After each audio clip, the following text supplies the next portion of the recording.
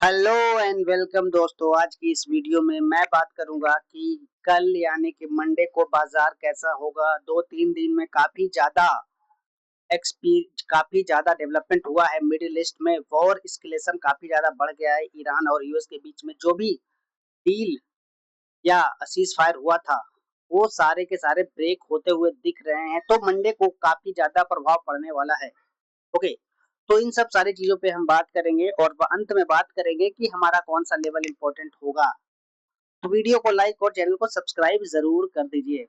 Okay, अब मैं video को शुरू करता हूँ। आप यहाँ पे अगर देखो यहाँ से तो बाजार जिस तरीके से चार्ट्स पैटर्न है, चार्ट्स पैटर्न स्ट्रॉन्ग लग रहे हैं। ओके, ऐसा नहीं है कि चार्ट्स पैटर्न काफी ज्यादा वीक है, देखने में काफी ज्यादा स्ट्रॉन्ग लग रहे हैं। क्योंकि अगर आप देखो तो एक नीचे से एक स्ट्रॉन्ग बाइंग देखने के लिए मिला, फिर थोड़े से रिटेस्ट और फिर से एक अच्छी बाइंग देखने के लिए मिला और फिर बाजार ऊपर क्यों जा रहा है। ओके, तो देखने में तो काफी स्ट्रॉन्ग है, लेकिन मैं यही कहूंगा कि जब तक बाजार इसके ऊपर ट्रेड नहीं करना शुरू करेगा, ये जो एरिया है मतलब 24,500 के ऊपर अगर ये बाजार ट्रेड नहीं करना शुरू करता है ना, तो बाजार में उतनी ज्यादा स्ट्रेंथ नहीं आएगी। ओके, अब मैं बात करता हूँ कि यहाँ पे कि आप देख सकते हो कि Iran attacks Kuwait and Bahrain in response to US strikes. Okay, तो अमेरिका ने शनिवार को ईरान के कई ठिकानों पर नए हमले किए, जिनमें से surveillance system, communication networks, air defence positions, drone storage facilities and mine layers capabilities शामिल थे। ओके, अमेरिका ने अमेरिका का कहना था कि यह कार्रवाई ईरान के द्वारा सीज फायर का उल्लंघन करने और जहाजों पर हमले करने के जवाब में दी गई है। ओके, ईरान ने भी जवाबी हमला जारी रखा और और जो रविवार को था, संडे को लगातार तीसरे दिन रिटेलिएटरी स्ट्राइक शुरू करने की घोषणा की। इसके अलावा ईरान ने अमेरिकी ठिकानों पर हमले करने का दावा किया, और जबकि बहरीन ने कहा कि उसके ऊपर ईरानी ड्रोन भेजे गए और स्ट्रेट ऑफ हॉर्मुज से गुजर रहे एक टैंकर पर भी हमला हुआ है। ओके, तो सिचुएशन काफी ज्यादा फिर से खराब होता हुआ दिख रहा है।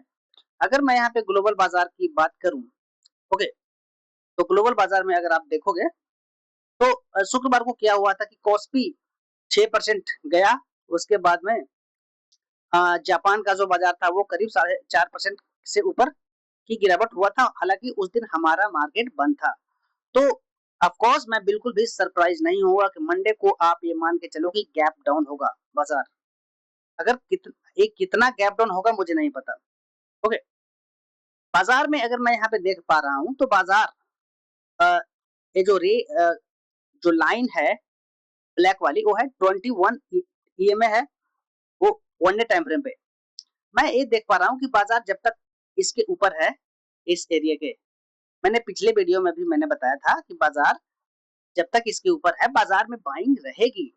स्ट्रॉन्ग बाइंग तो नहीं मगर फिर भी बाजार स्ट्रॉन्ग रहेगा। बाजार यहाँ से बाउंस करने की कोशिश करेगा। ओके, तो पिछले दिन भी ऐसा ही हुआ था, बाजार नीचे तो गिरा लेकिन अगले दिन अच्छी खासी बाउंस देखने के लिए मिला। ओके, अब बात करते हैं कि कितना ज्यादा गैप डाउन हो सकता है। तो इसके लिए मैं जाऊंगा 15 मिनट के कैंडल पे। ओके, 15 मिनट कैंडल पे आप अगर आप आओगे तो आपको क्लियर कट दिखेगा अभी बाजार का जो क्लोजिंग पॉइंट कहाँ पे है। यहाँ पे अगर बाजार कितना गैप डाउन 200-300 होने के लिए तो कितना भी हो सकता है, लेकिन अगर बाजार आप देखो कि इस एरिया पे होता है 23,800 के आसपास होता है, 24,000 के आसपास होता है, तो बाजार इस एरिया को डिफेंड करेगा जरूर।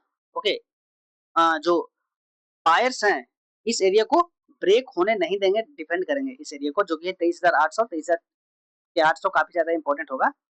ओके, उससे पहले अगर मैं बात करूं तो 24,000 का तो लेवल है, मगर 24,000 के लेवल के आसपास तो खुलेगा नहीं बाजार। हमारे लिए सबसे इंपॉर्टेंट है ये 23,800। अब 23,800 के बाजार नीचे ही खुलता है, जैसे कि 700 के नीचे ही खुलता है, तो क्या होगा कि 23,000 का जो 800 का जो सपोर्ट एरिया होगा वो ऑफ कोर्स ब्रेक हो चुका होगा।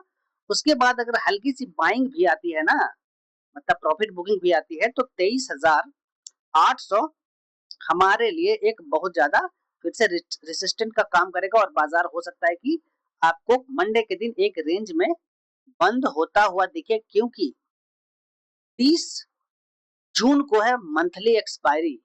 ओके, तो अगर 200 250 पॉइंट ज्यादा अगर 300 के आसपास गैप डाउन हो जाता है, तो बाजार ऑफ कोर्स जो 23,800 है उसको लेवल को ब्रेक कर चुका होगा और बाजार आपको आराम से फिर एक रेंज में उस दिन तो घूमना ही चाहिए। ओके, और जैसा कि मैंने बताया आपको, अगर बाजार 800 के आसपास ही खुलता है तो आप ये मान के चलो कि बाजार में बाउंस आएगी, बाजार में अच्छी खासी बाउंस आएगी और बाजार में बाउंस हो सकता है कि आज का क्लोजिंग के पास ही चला जाए और उसके इस तरीके से बाजार बंद हो। ओके, तो बहुत ही ज्यादा इंपॉर्टेंट है हमारे लिए ये वाला 23,800 का लेवल। तो देखना होगा कि बाजार किस तरीके से ओपन होता है, खुलता है, ओके, कितना ज्यादा गैप अप गैप डाउन खुलता है। ओके, तो अब मैं बात करता हूँ बैंक निफ्टी की। बैंक निफ्टी में अगर आप देखो तो सेम उसी तरीके से है। बैंक निफ्टी में 57,200 का बहुत ही ज्यादा इंपॉर्टेंट सपोर्ट एरिया है। ओके, तो अगर बाजार कहाँ खुलता है वो डिपेंड करेगा। अगर इस एरिया को देखूं तो 1,000 पॉइंट है, तो ऑफकोर्स 1,000 तो खुलना नहीं चाहिए, लेकिन खुलने के लिए कुछ भी हो सकता है। ओके, तो जब तक हमारे लिए 57,200 57,000 का इंपॉर्टेंट सपोर्ट एरिया है, ओके, तो बाजार जब तक इसके नीचे नहीं जाता है, ज्यादा सेलिंग एक्सपेक्टेशन बिल्कुल भी नहीं है। अगर मैं यहाँ से देखूं तो आज का क्लोजिंग एक हमारे लिए इम्पोर्टेंट काम करेगा। ओके, ये वाला यानी कि 58,000 का। अगर बाजार मंडे को क्या होता है कि 58,000 के नीचे तो ओपन होना ही होना है। ओके, तो बाजार आपको एक रेंज में घूमता हुआ दिख सकता है, इस रेंज में। ओके, इस रेंज में दिख सकता है। तो ये था हमारा एनालिसिस निफ्टी में और बैंक निफ्टी में। आपको क्या लगता है, क्या मंडे को कोई बड़ा गैप डाउन होगा, या मंडे के बाद जो 30 जून है वहां पे क्या मंथली एक्सपायरी पे हमें एक बहुत ही ज्यादा वोलेटाइल मार्केट देखने के लिए मिलेगा? अपना कमेंट बॉक्स में बताएं। ओके, उस दिन अगर आप देखोगे तो क्रूड ऑयल भी स्पाइक करता हुआ दिखेगा। अगर आप क्रूड ऑयल में अगर देखो यहाँ पे, तो क्रूड ऑयल अभी भी 73 के आसपास है। ओके, 73 के आसपास है। एक बार के लिए तो आ गया था 72 के आसपास, लेकिन क्रूड ऑयल में कल के दिन एक स्पाइक देखने के लिए मिलेगा और गोल्ड भी पर क्योर जाएगा। ओके, तो देखते हैं कल क्या होता है, बाजार किस तरीके से खुलता है।